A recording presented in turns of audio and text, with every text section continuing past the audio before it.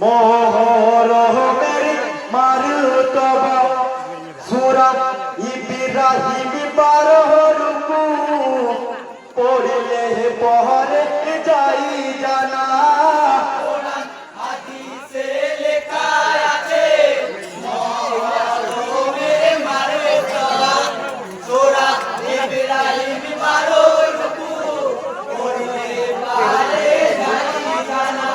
ওই হাদিস কোরআন তাফসীর পড়ে দেখছি তার বর্ণনা তো হাসাই মাহ রবি হাসুরা তার জহরে নিরাপনা ওই দিনেতে জমিন আসমান সৃষ্টি করে সুবহানা হাদিসে লেখা আছে মোহরমের মারতবা সূরা ইব্রাহিম 12 রুকু পড়লে পরে যাই জানা।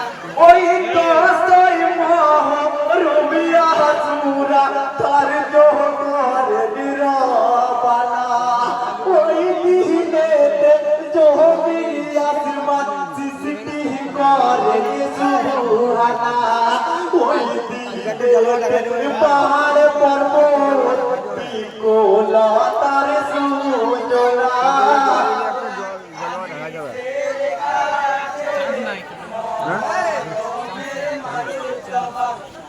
राजू है